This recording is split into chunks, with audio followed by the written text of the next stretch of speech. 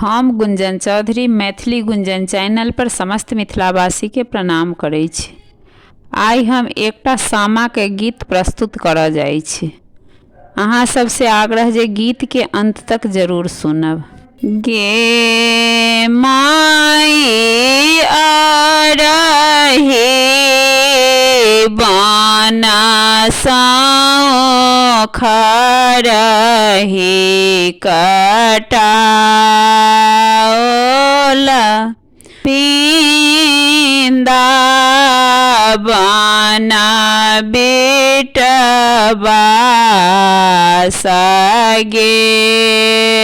माई अरही बनसाओ खरही कटाओला बिंदा बना बेटबा सगे माई ताही बाँस के बांगला छड़ाओला झिहिर झिहिर बहाए बसात गे माई ताही बाँस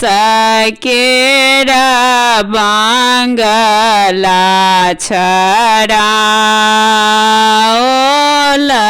झिहिर झिहिर बहाए बसात गे माई ताही बंगला पैसी सुतला भैया से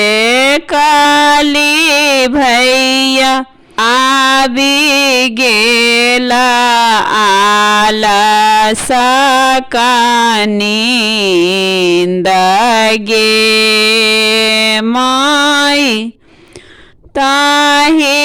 बंगला पैसी सुतला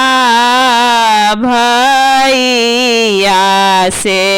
दुर्गा भैया आबि गेला आलस का नींद गे माई उठबाए गेलथिन बहिनों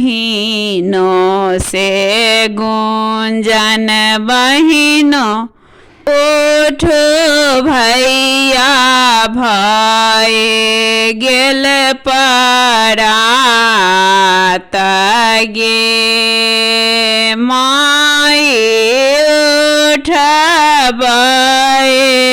गेलथिन बहिनों से गुंजन बहिनों उठ भैया भए गेल परात ये माई हाना दो चारनी ननदी कत हो नहीं देखल आधे राती कहाए परात गे माई एहना दो रन नन दो कत हो नहीं देखल आधे राती कहाए परात गे माई अरही बनसाओ